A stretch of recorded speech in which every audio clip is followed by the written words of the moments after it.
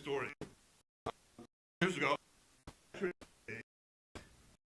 I one time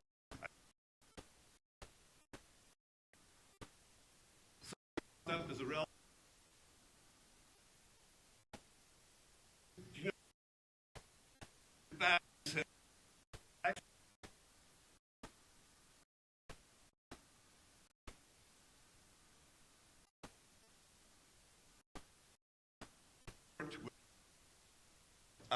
For a year before we were able to find our birth parents. She was able to connect with her mother. Florida, where she was adopted, has closed adoption records. So she couldn't get any information on her birth mother unless her birth mother said it was okay. And she said, as an adoptee, I'm okay with that information. Little did she know, every summer to go to Florida, to go to that adoption agency to see if they had any information on her daughter. Both of them were told by the state, nope, not happening, nobody's requested. But they had for several years. I was able to find that connection. Her mother had married someone else, didn't have any kids, because of she knew that she had given this that she really didn't want to do, but she knew she couldn't care for her. She had kept a book of all the family reunions, all that time span, and pictures, and all the relatives. Her husband knew about that she had given up a baby for adoption. View of that will be up on my website that shows when the mother, the daughter, that, and well, tears her. So it was just phenomenal to be able to help her find her birth mother, and it's made a complete difference in both of their lives. So I will end with one: working for Mountain Land and being on the Utah County Continuum of Care as a co-chair. My first meeting, they were just going through approving minutes and things like that, but they weren't really solving any problems. So I said, let's have a problems and solutions part at the end of our meeting where anybody can come and say, this is a problem, does anybody have a solution? Administration, he also sat on that board, and he said, you know what? I have some disabled veterans, they have PTSD, they got PTSD, they weren't on anything. They've lost their license, they want to be productive, they have a job, but they can't get back and forth. He said, I've been trying for years to get them passes from you. Can you do anything? I said, sure, we can do that. And we got those passes, and those disabled American veterans fought valiantly for the country, were able to get back and forth from their home and still be productive. Like focus on our needs, our families, as opposed to what? It seems like you've left something unsaid there. Yeah. So opposed to the Kool-Aid that liberals want to push on us, that we have these 15-minute walkable communities all over the place, I don't know anybody who is in this country, comes to this country with the hope that someday they will find the American dream of living in high-density housing next to the railroad tracks. That's America that I'm used to.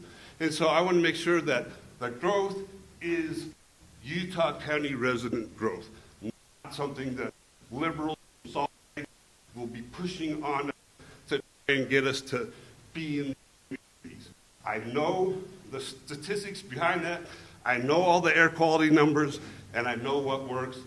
And I will work for all of you, the utility resources, and I've got that on my website. I know we only have a couple minutes, so I'm going to refer you a lot to my website, jacksonforutah.com. Go ahead. Question, Tim, and then more so the question, we're over budget, 133% on the actual program, and then 105 for the actual within the employment. You talked about finding resources. How would you attack this? Yeah, great. So the budget is off substantially, and there's some discussion on that. Some of the costs have gone up. How can we do these things when we're already out of budget? Is that Where do clear? you find the funding? How would Yep. you address that problem? Yeah, that's a great question. So, one thing we have to know is a budget is a budget. And there are assumptions on revenues, there are assumptions on expenses. By the state constitution, the state, the cities, the counties, all have to have a balanced budget. So having a balanced budget is not a campaign promise, it's the law.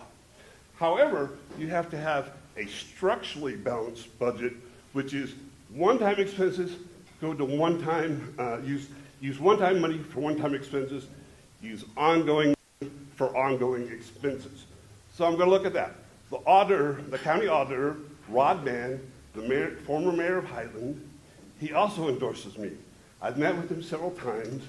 He's one of those spreadsheet guys, pivot tables. I don't even understand that, but he does. And we talked about it. We're looking at a 1, 3, 5, 10-year budget forecast. So we're not increasing, decreasing taxes every year just based off of, oh, here's an issue or here's an issue. Remember, there will be a lot of people who will say, I lowered tax, not me, but other politicians will say, I lowered tax rates for 6 years in a row. Or I lowered your taxes. Your taxes didn't decrease. Has anybody here had a major decrease in taxes? No, I haven't. And so what they're doing is they're saying the rate went down, but the value went up, and you're paying more in taxes. So with this longer approach, as well as a structurally balanced budget, then we can look at things. I'm not going to go in there right away and just slash everything. You got to do that. And I talked with Rod Mann, again, who endorses me. We can get that done. Other questions? Anyone? Sure, go ahead, sir. You mentioned about affordable housing for our kids. Easier said than done. So what would be your approach to provide affordable housing for our kids and into the future? Yep, great question. So it's about affordable housing for our kids and into the future, my kids and grandkids, as well as yours. So you have two pieces of property. They're agricultural property. One gets zoned high density, the other one stays agriculture. The one gets utilities brought to the property. The value has increased substantially. What happened? 2 government actions. So what we need to do is make sure we right size the utilities that are going there, because too often they oversize those utilities. And then we also have to make sure that it's zoned properly. I am a strong personal property rights person, so I want to make sure that the people who have their farmland, their property rights are kept, and they can decide if they're going to keep farming or not. But I think it's at that point to where it's those 2 government actions that increase the value of that land. Other questions? So Sure. you're saying with that process, we would try to have the land not be increased by too much so that housing wouldn't be too expensive? Is that how you're saying? Yeah, in that line. So I have a bachelor's and master's in geography, emphasis in city planning. I went back mid-career, got a master's of public administration, also from BYU.